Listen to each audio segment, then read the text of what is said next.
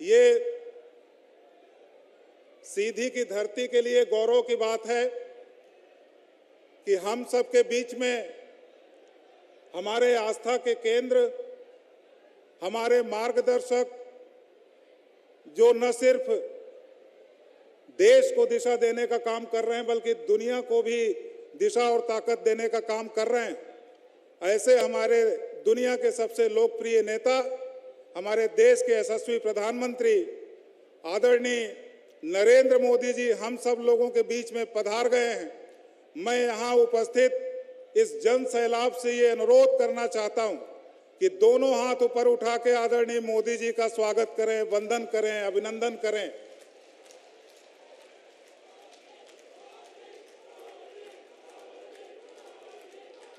मैं आदरणीय प्रधानमंत्री जी का स्वागत करने के लिए हमारे मध्य प्रदेश शासन के मंत्री आदरणीय राजेंद्र शुक्ला जी से अनुरोध करता हूं कि वो पार्टी की पट्टिका और शाल उड़ा के आदरणीय प्रधानमंत्री जी का स्वागत करें।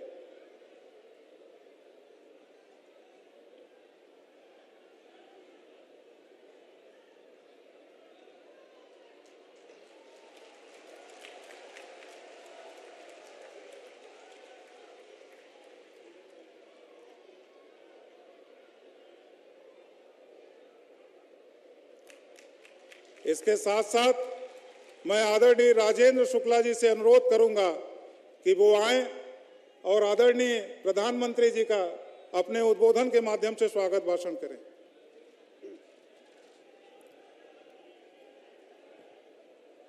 भारत माता के सच्चे सपूत, विश्व के सर्वाधिक लोकप्रिय नेता और विकास के अग्रदूत आदरणीय भारत के प्रधानमंत्री नरेंद्र मोदी जी आज हमारे बीच में हैं। मैं आप सबसे निवेदन करता हूं कि दोनों हाथ ऊपर करके जोरदार ताली बजाकर उनका स्वागत करें।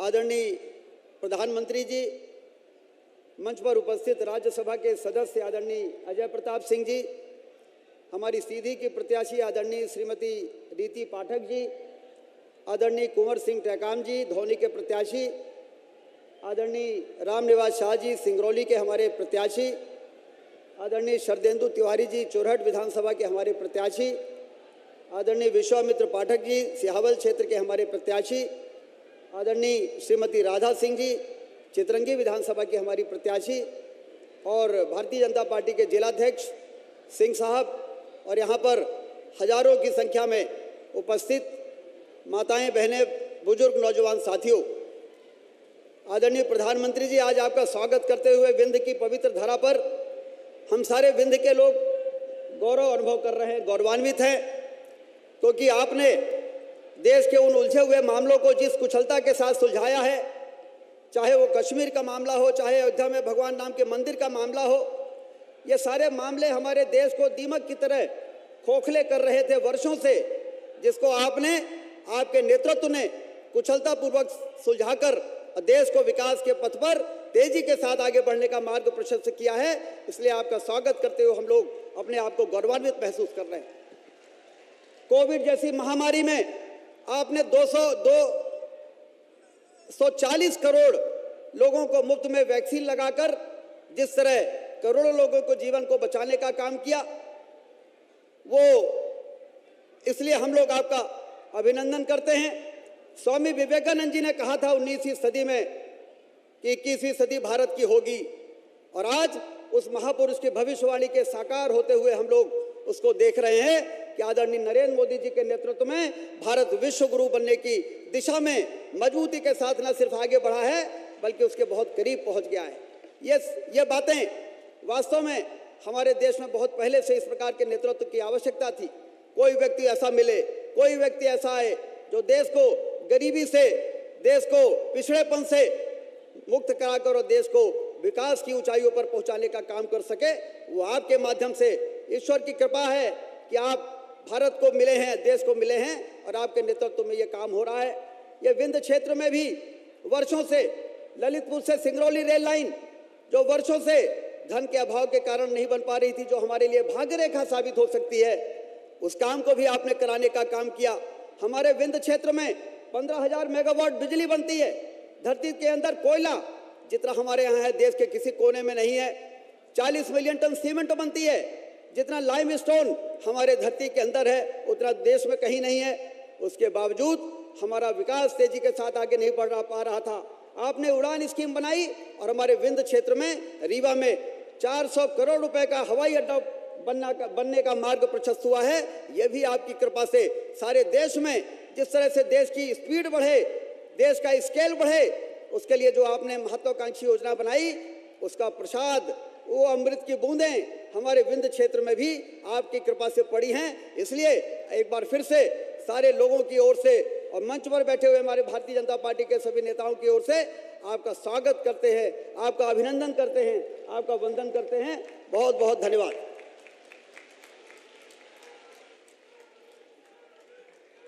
अब आप सब लोग जिनको सुनना चाहते हैं, जिनका इंतजार आप सब लोगों ने इतनी देर से किया है, मैं आपके और उनके बीच में अपने आप को ला के बाधा नहीं बनना चाहता।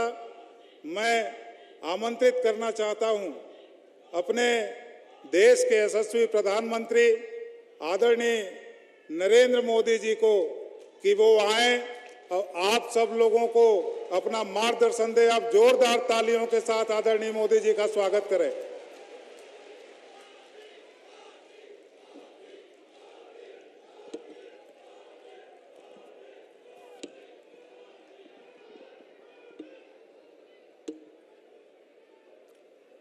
भारत माता की, भारत माता की। हम गोगरा देवी का चरण वंदन करते हैं, अपना पंचने का प्रणाम करित है। सबन भाई बहनी का नमस्कार। आप सभी विंध्य के अलग अलग हिस्से से भाजपा को आशीर्वाद देने सीधी पहुंचे हैं। इतनी बड़ी संख्या में जनता जनार्दन के एक साथ दर्शन करने का मुझे सौभाग्य मिला है। मैं वाकई अभिभूत हूं।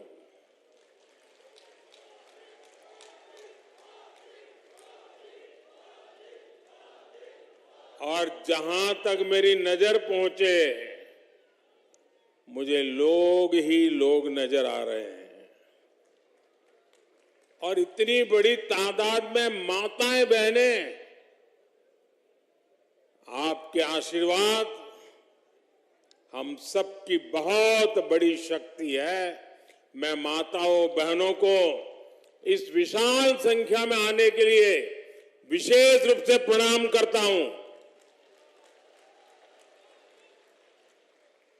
आपके इस प्यार, इस उत्साह से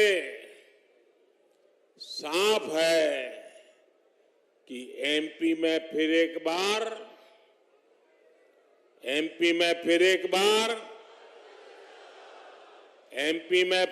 बार साथियों, आज यहां के लोग कह रहे हैं, एमपी के मन में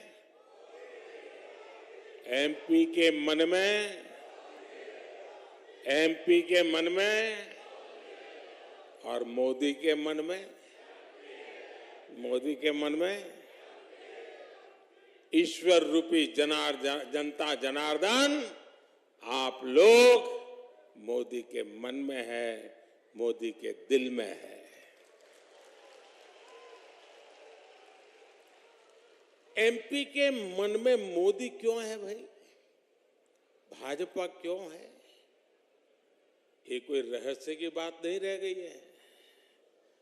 कांग्रेस ने केंद्र में हमारे सेवा काल शुरू हुआ उसके पहले 10 साल तक जो सरकार चलाई उसमें उसने गरीब और मध्यम वर्ग को लूटने का ही काम किया था। लेकिन आपके सेवक मोदी ने करीब 10 साल जो सरकार चलाई है, आपकी सेवा में 10 साल पूरे लगन से समर्पित किए हैं।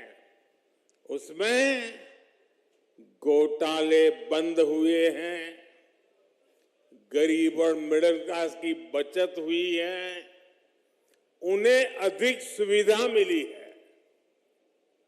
आप देखिए, टेलीकॉम घोटाला करके, कोयला घोटाला करके कांग्रेस ने आपके लाखों करोड़ रुपए लूट लिए। याद है ना? भूल गए? आप बताओगे तो पता चलेगा मुझे। याद है? लूटते थे कि नहीं लूटते थे? करोड़ों रुपए लूटते थे कि नहीं लूटते थे? ये आपका हक का पैसा था कि नहीं था? आपकी मेहनत का पैसा था कि नहीं था? आपके बच्चों के भविष्य के लिए वो पैसा था कि नहीं था? लूट लिया। भाजपा सरकार में वो लाखों करोड़ रुपए के घोटाले बंद हो चुके हैं और घोटालों से हम जो पैसा बचा रहे हैं वो पैसा गरीब के हित में, मध्यम वर्ग के हित में लगा रहे हैं। गरीब कल्याण अन्न योजना में अब तक केंद्र सरकार 2 लाख करोड़ रुपए खर्च कर चुकी है। आप आंकड़ा बोलोगे? मैं पूछूं तो आंकड़ा बोलोगे? मैं आपसे बात कर रहा हूं, आप आंकड़ा बोलोगे? मैंने कहा 2 लाख करोड़ रुपए। कितने? कितने? जरा माताएं बहनें बताइए, कितने? कितने? 2 लाख करोड़ रुपए। इससे 80 करोड़ देशवासियों को कोरोना के संकट काल से लेकर के अब तक मुफ्त राशन सुनिश्चित हुआ। गरीब के घर का चूल्हा जलता रहा। ये मोदी की गारंटी है कि देश का कोई भी गरीब परिवार भूखा नहीं रहेगा। और इसलिए भाइयों बहनों, आप सबके आशीर्वाद से मैंने निश्चय लिया है, मन बना लिया है, क्योंकि ये योजना मुफ्त राशन वाली दिसंबर महीने तक ही है। लेकिन मोदी तो आपके दिल की बात जानता है और इसलिए मैंने मुफ्त राशन की योजना को आने वाले 5 साल के लिए बढ़ाने का निश्चय कर लिया है।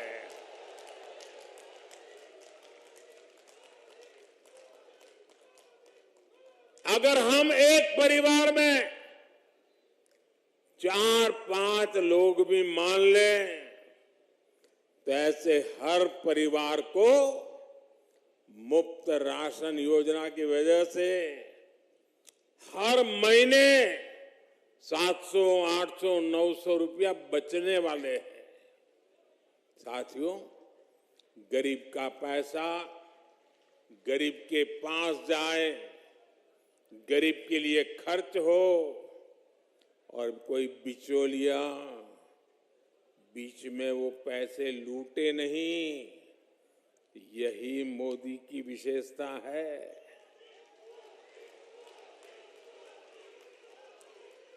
अब आप देखिए, आयुष्मान भारत योजना के तहत मोदी ने 5 5 लाख रुपए तक का मुफ्त इलाज की गारंटी कार्ड दिया है। अगर ये आयुष्मान कार्ड नहीं होता तो 1 लाख करोड़ रुपए से ज्यादा गरीबों को बीमारी में अगर कोई खर्च की जरूरत होती तो करीब करीब 1 लाख करोड़ रुपया ये मेरे मध्यम वर्ग और गरीब परिवार की जेब से जाता। वो पैसा बच गया।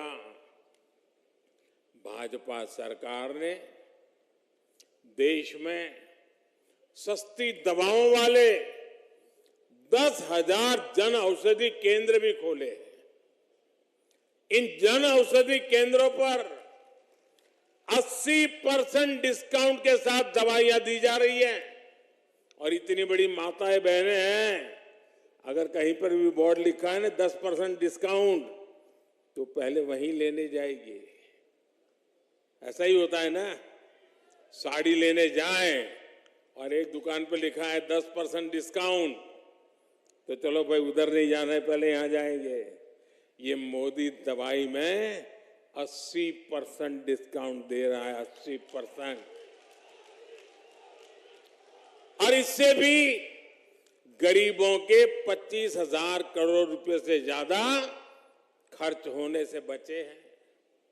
और मेरे परिवारजनों, जब इलाज पर खर्च बचता है तो इसका मतलब सिर्फ पैसे की बचत होती है, ऐसा नहीं है। एक तो गरीब, और हमारे यहां तो हमने देखा है, परिवार में कोई मां कोई बहन बीमार हो जाए तो घर में किसी को पता ही नहीं चलने देती है। कितना ही दर्द होता हो, कोई काम करती रहती है, बताती नहीं है। क्यों? उसके मन में रहता है कि अगर परिवार में बच्चों को बीमारी का पता चल जाएगा, अस्पताल जाएंगे, लाखों रुपया खर्च हो जाएगा, बच्चों के सर पे कर्ज चढ़ जाएगा, तो मां सोचती है कि मुझे बच्चों के सर पे कर्ज नहीं होने देना है। भगवान जितने दिन जिंदा रखेगा रखूंगा, रह लूंगी, मुसीबत झेल लूंगी, दवाई भले ना हो लेकिन बच्चों को मुसीबत में नहीं डालूंगा। ये मेरे देश की माताओं बहनों का स्वभाव है। लेकिन मेरी माताएं बहनें, आपका एक बेटा दिल्ली में बैठा है,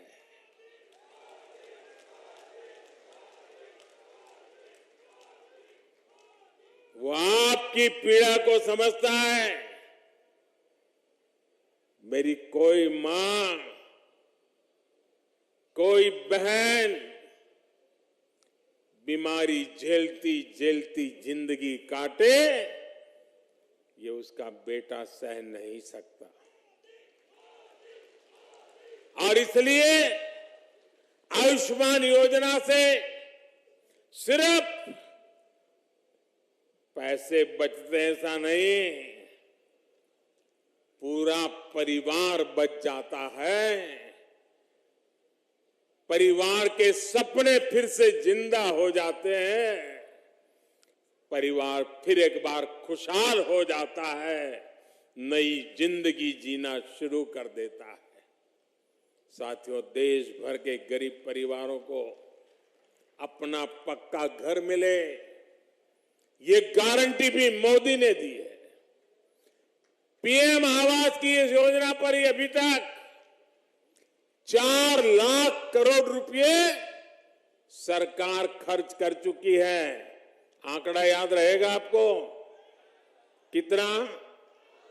जरा बोलना पड़ेगा भाई, कितना? इधर वाले बोलो ना, कितना? जो पत्रकार है उनको बोलने की जरूरत है, वो तो लिख लेंगे। जो पत्रकार नहीं है वो बोले कितना? 4 लाख करोड़ रुपया। लोग राम मंदिर बन रहा है उसकी तो चर्चा कर रही है, 4 करोड़ लोगों के घर भी बन रहे हैं दोस्तों। लाखों करोड़ खर्च करके घर बन रहे हैं। शौचालय हो, उज्ज्वला का मुफ्त गैस कनेक्शन हो, इस पर भी हजारों करोड़ रुपयों का निवेश सरकार ने किया है। हाल में उज्ज्वला की लाभार्थी बहनों के लिए सिलेंडर 500 रुपया तक सस्ता कर दिया गया।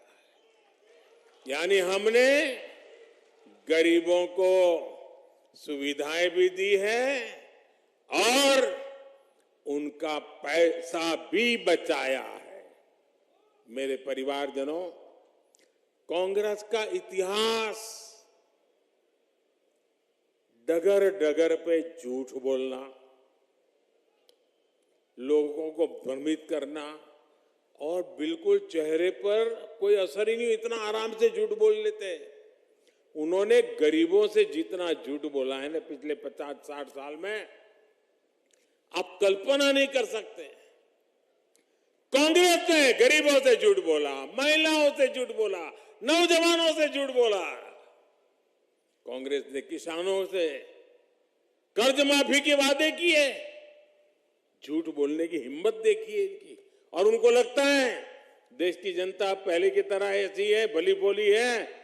अब तो मेरे देश का नौजवान जाग चुका है, उसके मोबाइल में सारी जानकारियां होती है। वो परिवार को कहता है ये कांग्रेस वाले झूठे हैं। भाइयों बहनों, आज भी कांग्रेस यही कर रही है। इन लोगों ने 5 साल पहले 2018 में कहा था 10 दिन में कर्ज माफ करेंगे, लेकिन 15 महीने में भी उनको सरकार से चलाने का मौका मिला, कुछ भी नहीं किया। वहीं भाजपा सरकार जो कहती है वो करके दिखाती है, डंके के चोट पे करते हैं। हमने किसानों को प्रधानमंत्री सम्मान योजना, किसान सम्मान योजना के तहत उसके खाते में पैसा जमा कर रहे हैं और साल में 3 बार करते हैं। अब तक कितना किया है मालूम है आपको? मालूम है? भूल जाते हो ना? मैं बताता हूं, याद रखोगे? याद रखोगे? जरा हाथ ऊपर करके बताओ, याद रखोगे? हमने पीएम किसान सम्मान निधि के तहत इस देश के किसानों के बैंक खातों में सीधा 2,60,000 करोड़ रुपया जमा करवाया है। सीधी मदद भेजी है। और मैं सीधी में बोल रहा हूं, सीधी मदद भेजी है। पीएम किसान सम्मान निधि के 20,000 करोड़ रुपए एमपी के किसानों के खाते में भी गए हैं। हर किसान को 28,000 रुपये उसके खाते में मिले हैं। अगर कांग्रेस होती तो उनके तो एक प्रधानमंत्री पब्लिकली कहते थे कि 1 रुपया भेजते हैं तो 15 पैसा पहुंचता है। अगर ये पैसे उनके जमाने में गए हो तो कितने रुपए पंजा खा जाता? कौन सा पंजा ये पैसे मार लेता भाई? जब ऐसे काम होते हैं,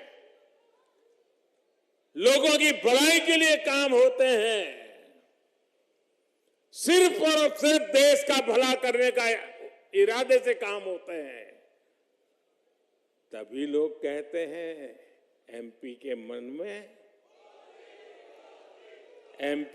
में। मेरे परिवारजनों, भाजपा सरकार की योजनाओं के जो भी लाभार्थी हैं, उनमें से अधिकतर हमारे दलित, हमारे पिछड़े और हमारे आदिवासी परिवार हैं। कांग्रेस के लंबे शासनकाल में सबसे बुरी स्थिति दलितों की, आदिवासी बस्तियों की थी। प्रधानमंत्री ग्रामीण सड़क योजना के सबसे अधिक लाभ हमारे इस इलाके के नागरिकों को हुआ है, मेरे आदिवासी भाई बहनों को, गरीब भाई बहनों को, दलित बस्ती के लोगों को हुआ है। भाजपा सरकार 100% बस्तियों को सड़क से जोड़ने के लक्ष्य के बहुत करीब है। आज कांग्रेस के नेता आदिवासियों को लेकर बड़ी बड़ी बातें करते हैं, लेकिन इनके परिवार ने जब पीढ़ी दर पीढ़ी देश में सरकार चलाई तब उन्हें आदिवासियों की याद नहीं आई। ये भाजपा है जिन्होंने आदिवासियों का भविष्य सुनिश्चित किया। आप मुझे बताइए भाई, जवाब देंगे ना आप लोग? मेरा सवाल समझेंगे ना? मेरी हिंदी ठीक है ना? हाँ, मैं हिंदी भाषी नहीं हूं, इसलिए कोई गलती ना हो जाए। आप मुझे बताइए, ये मेरे जो आदिवासी भाई बहन है, क्या ये मोदी प्रधानमंत्री बना तब आए क्या? पहले थे कि नहीं थे? पहले थे कि नहीं थे? देश आजाद हुआ तब आदिवासी थे कि नहीं थे? भगवान राम जी वनवास गए तब आदिवासी थे कि नहीं थे? राजकुमार राम को अयोध्या से निकलने के बाद भगवान राम किसने बनाया? आदिवासी भाई बहनों ने बनाया। हम सबको पता है, लेकिन कांग्रेस को पता ही नहीं था कि हमारे देश में आदिवासी समाज भी है, क्योंकि कभी भी उन्होंने आदिवासी मंत्रालय नहीं बनाया, आदिवासियों के लिए अलग डिपार्टमेंट नहीं बनाया, उनके लिए अलग बजट नहीं किया।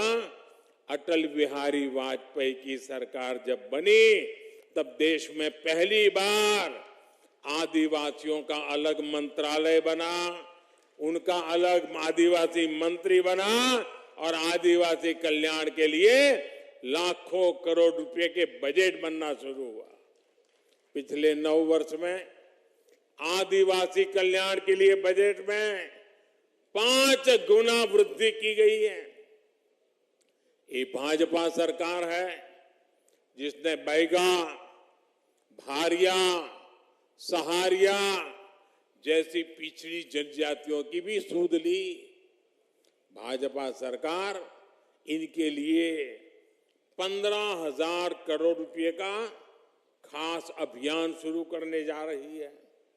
मध्य प्रदेश की भाजपा सरकार ने भी इन जनजातियों के लिए अभूतपूर्व काम किया है।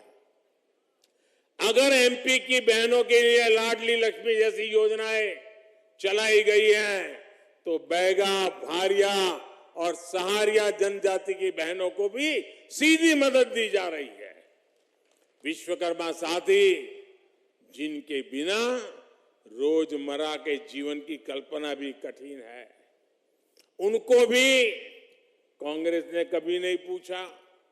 पहली बार भाजपा सरकार ही उनके पर विशेष विश्वकर्मा योजना लेकर आई है।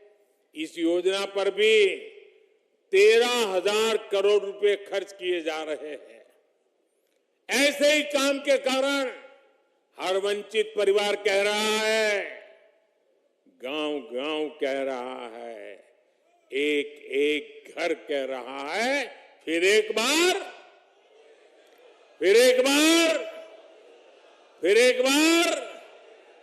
मेरे परिवारजनों, सीधी बीरबल की जन्मभूमि है। और इसलिए बुद्धिमानी, सूझबूझ और पहेलियों को हल करना यहां के हर बच्चे की पारंपरिक ताकत है ना? अच्छा, जब मैं जानता हूं कि बीरबल की भूमि है, अच्छे अच्छे सवालों के जवाब निकाल देते हैं, तो मैं भी आज आपके खास करके नौजवानों को एक पहेली देना चाहता हूं। सुलझा दोगे? पक्का? देखिए, मध्य प्रदेश के जो युवा हैं ना, उसमें जो हमारे फर्स्ट टाइम वोटर है, जो पहली बार इस बार वोट डालने के लिए जाने वाले हैं, उनके सामने मैं गुत्थी रखना चाहता हूं। आप ये पहले सुलझाएंगे, पक्का सुलझाएंगे। अनेक दशकों तक देश में पंचायत से लेकर पार्लियामेंट तक कांग्रेस का ही झंडा था, कांग्रेस की ही सरकारें थी। लेकिन आज गिनती के कुछ राज्यों में ही बची है। जरा सोचिए, गुत्थी सुलझाइए, ये इनकी बर्बादी ऐसी क्यों हुई, इनका ऐसा पतन क्यों हुआ।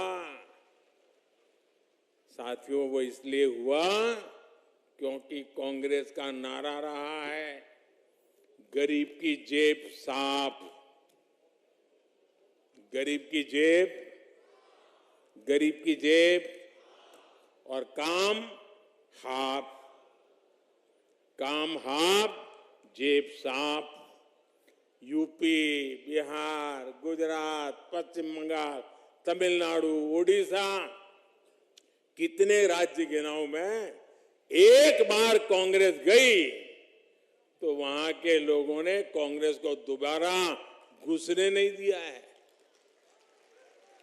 यहां एमपी में भी 2 दशक से अधिक हो गए जब कांग्रेस बहुमत के लिए तरस गई है। आज गरीब, दलित, ओबीसी और आदिवासी समाज समझ गया है कि कांग्रेस उनकी प्रतिनिधि नहीं है।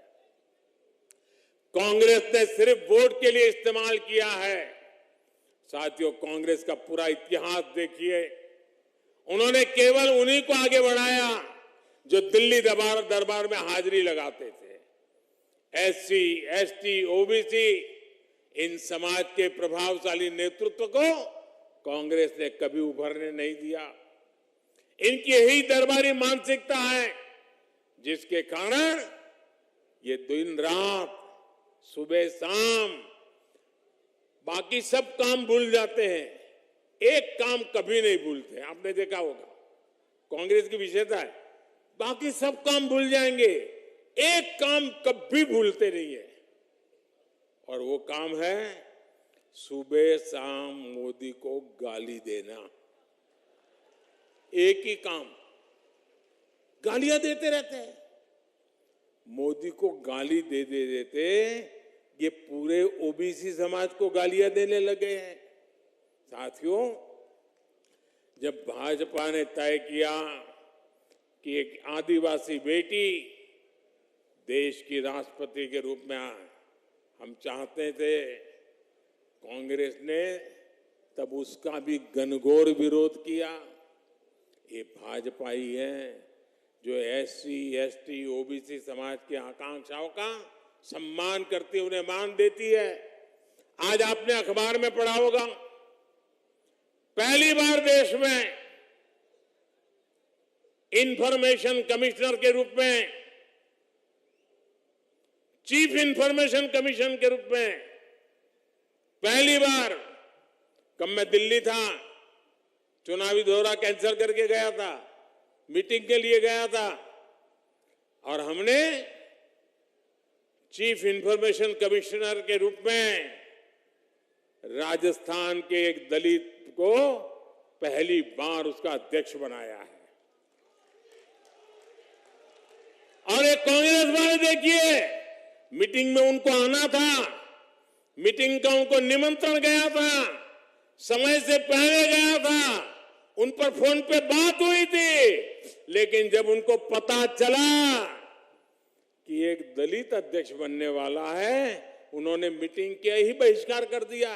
इतनी दलितों से नफरत करते हैं, जब राष्ट्रपति हम आदिवासी बनाए उसका विरोध, हम चीफ इंफॉर्मेशन कमिश्नर दलित बनाए उसका भी विरोध, और फिर झूठ फैला करके सिंपैथी का नाटक करना। साथियों, आज कांग्रेस देश में परिवारवाद का सबसे बड़ा प्रतीक है। आप यहां ही देख रहे हैं, कांग्रेस के 2 नेता क्या कर रहे हैं, कपड़े फाड़ कंपटीशन चल रही है। वो कहता है उसके कपड़े फाड़ो, वो कहता है उसके कपड़े फाड़ो। ये क्यों लड़ रहे मालूम है? उनको मालूम है जनता तो बीजेपी को ही जिताने वाली है, फिर लड़ क्यों रहे हैं? वो लड़ रहे हैं अपने बेटों को कांग्रेस का कब्जा मिले इसके लिए। ये कांग्रेस पर कब्जा करने के लिए दो बेटों को बिठाने की लड़ाई चल रही है और मध्य प्रदेश को बर्बाद कर रहे हैं। ये लोग एक दूसरे के कपड़े फाड़ने के लिए कांग्रेस को कह रहे कार्यकर्ता हो, तुम उसके कपड़े फाड़ो, वो कहता है उसके कपड़े फाड़ो।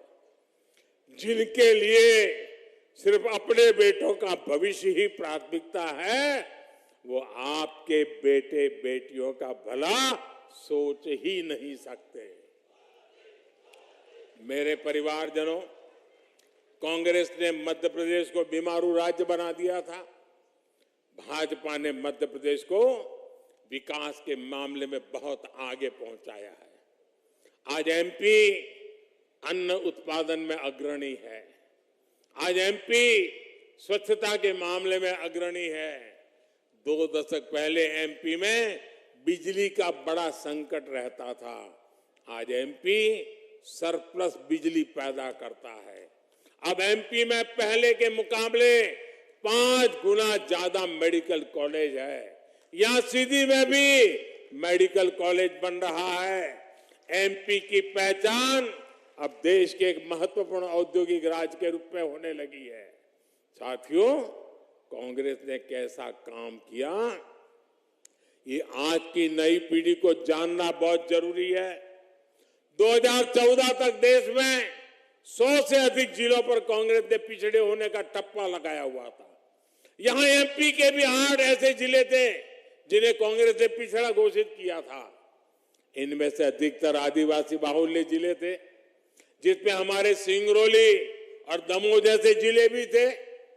2014 में आपने दिल्ली में भाजपा सरकार बनाई। 10 साल में हमारा सेवा काल चला और इस सेवा काल में हमने कहा कि ये जिले अब पिछड़े नहीं रहेंगे, ये तो अब सबसे आगे चलेंगे। हमने इन जिलों को आकांक्षी घोषित किया, हर पैमाने पर इनके विकास के लिए काम शुरू किया। आज इनमें से अनेक जिले हर पहलू में देश के दूसरे जिलों से भी आगे निकल गए हैं। मेरे परिवारजनों, इस क्षेत्र का जल संकट भी अब बीते दिनों की बात होने जा रही है। विंध्य से कांग्रेस के अनेक बड़े बड़े नेता निकले, लेकिन बाण सागर परियोजना तभी पूरी हुई जब भाजपा सरकार आई। आपको गुलाब सागर परियोजना भी भाजपा ने दी। इनसे इस क्षेत्र के लाखों किसानों को लाभ मिल रहा है। हर घर जल और हर खेत को पानी, ये भाजपा की प्राथमिकता है। मोदी ने अपनी हर बहन को गारंटी दी है कि उनके घर तक पाइप से पानी पहुंचाएगा। यहां के लाखों परिवारों को नल से जल मिला है। जल्द ही एमपी में हर घर तक पाइप से पानी पहुंच जाएगा। मेरे परिवारजनों, अपने दशकों के शासन में कांग्रेस ने मध्य प्रदेश को जिस गहरे कुएं में धकेल दिया था, अब उस कुएं से भाजपा एमपी को बाहर निकाल करके लाई है। यहां कुछ भी ऐसा नहीं होना चाहिए जिससे वापस एमपी गहरे कुएं में जाकर के गिर पड़े। अब तो तेज गति से आगे बढ़ने का समय है। आप याद करिए, इस पूरे क्षेत्र में आवाजाही कितनी मुश्किल थी। कब कहां लूटपाट हो जाए भय अक्सर बना रहता था। आज देखिए, सीधी रेवा हाईवे से बाईपास बनने से कितनी सुविधा हो रही है। 6 लेन की टनल से सीधी और रीवा की दूरी 1 घंटे से भी कम रह गई है। विंध्य प्रगति पथ का निर्माण भी तेज गति से चल रहा है। ये सब जानकर, ये जब बनकर के तैयार होगा तो यहां सुविधा के साथ साथ हर प्रकार के उद्योगों को भी बल मिलेगा। रीवा में एयरपोर्ट बनने से इस क्षेत्र में पर्यटन सेक्टर को भी गति मिलेगी। हमारी सरकार विंध्य क्षेत्र को सौर ऊर्जा के महत्वपूर्ण केंद्र के रूप में भी विकसित कर रही है। रीवा सोलर पावर प्लांट से पूरे एशिया में रीवा का नाम रोशन हुआ है। मेरे परिवारजनों, हमें मिलकर समृद्ध मध्य प्रदेश की इमारत का निर्माण करना है। ये जिम्मेदारी विशेष रूप से हमारे 18 से 25 वर्ष की आयु के नौजवानों की है। आज आपका एक एक वोट आने वाले 25 वर्ष के एमपी का भविष्य तय करेगा। इसलिए विंध्य के हर बूथ पर कमल खिलना चाहिए। गांव-गांव जाएंगे, जरा हाथ ऊपर करके बताइए। गांव-गांव जाएंगे, घर-घर जाएंगे, एक एक मतदाता से मिलेंगे, हर बूथ में कमल खिलेगा, पक्का खिलेगा। भाइयों बहनों, मेरा एक और काम भी करना है, करोगे?